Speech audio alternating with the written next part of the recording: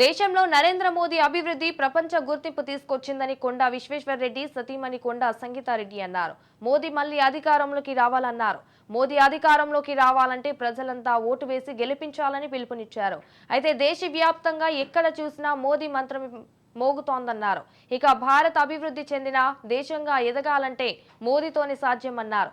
బీజేపీకి ఓటు వేసి గెలిపించాలని సంగీతా రెడ్డి కోరారు.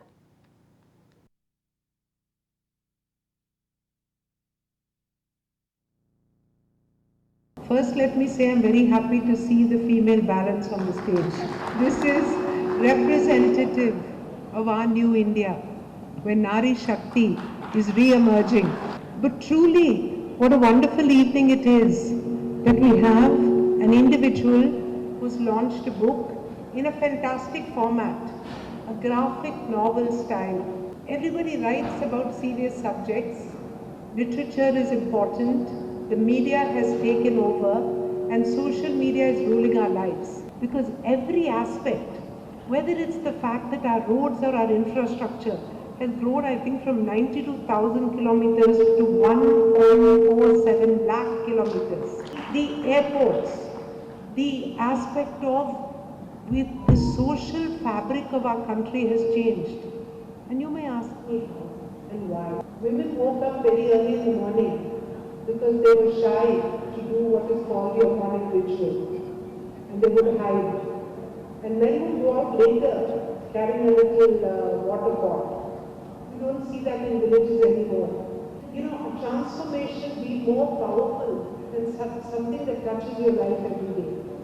I've been campaigning in the villages of rural Telangana, Chevilla, Paidi, Kanur, some remote villages in Vitarda.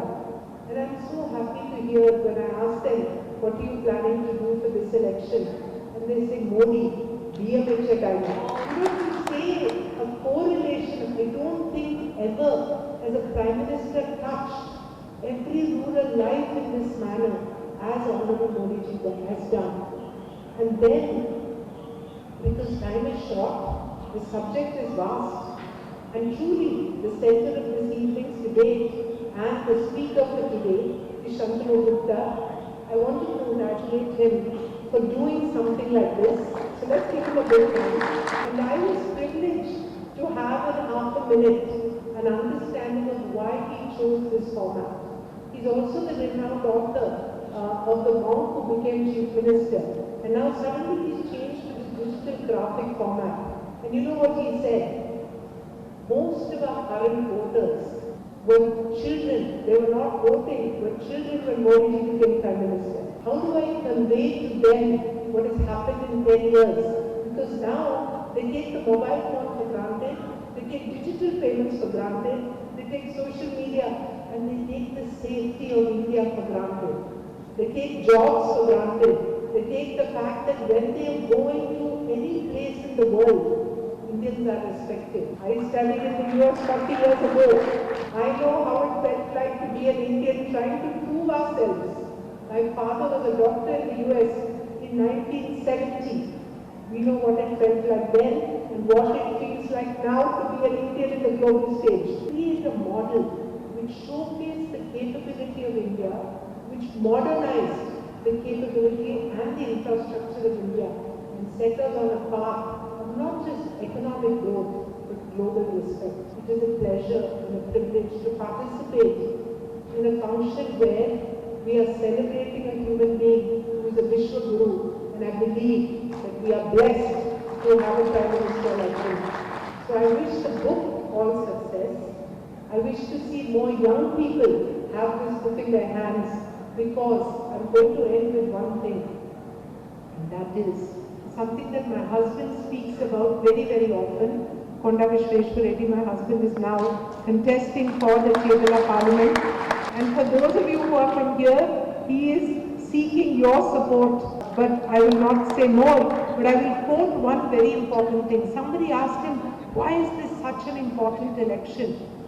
And he said very clearly, 2024 is such an important election because if you look at the fact that we are the world's largest democracy, we have a demographic dividend which is significant. because the number of young people and the number of people in the working class are higher than anywhere else in the world, not China, not any other place. And this demographic dividend will continue for us till the year 2030. So being the largest market, the largest democracy and the largest demographic dividend puts us in a unique position for exponential growth. But this will last for us till 2030.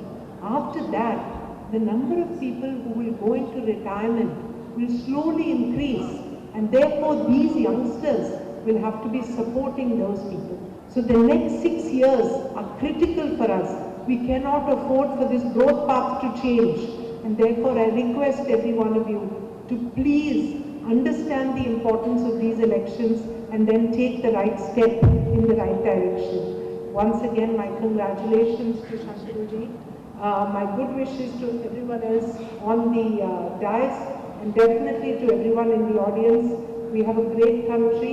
It is our duty to protect this country in every way. Not just our economy, not just our social fabric, but our dharma and what we can contribute to the world. I'm sorry, I'm taking one more minute to share a story. I had the privilege of being with Modi ji at the BRICS convention. In a room about this size, you had the Premier of South Africa, you had the President of Brazil, you had the Premier of China. Russia, Putin did not come, but he was available on video conference. Every delegation had about 20 people. Every Prime Minister had about 20 people behind them. Everybody spoke about the greatness of their country and their future plans. When our Prime Minister spoke, he spoke 3 minutes about our country, with 7 minutes about what India wants to do for the world. And this is why. And he ended very simply by saying, our vision is Vasudeva Kutumbakam. We want to take everybody together. Whether there is no religion, there is no other barrier, it is the last human being, whether he's an African or we can help him from Indonesia. It is that magnanimity of vision which inspires me when I have the privilege to be there. And when he sat down, to a thunderous applause from everyone. And then he stood up again and he said, excuse me, I have to leave the room because the Chandrayaan is going to land and I need to witness that. That applause from that international group was large enough to be heard in India.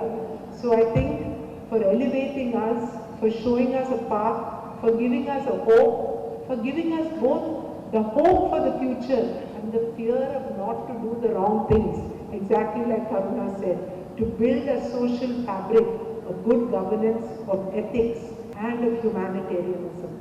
This is the great power, this is the position wherein let's do our duty by protecting this leadership.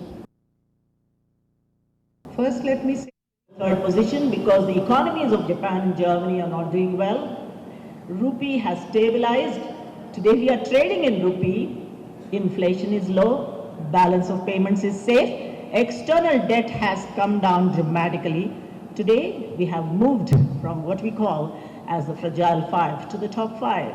And another brilliant thing has happened to India. That is, we have been able to lift 25 crore people out of what we call as the multi-dimensional poverty. First time in the history of World Bank reports I'm reading that, because we were all working with the multilateral agencies for 20 years, never had the opportunity to read this. Today, India has occupied that position. Today.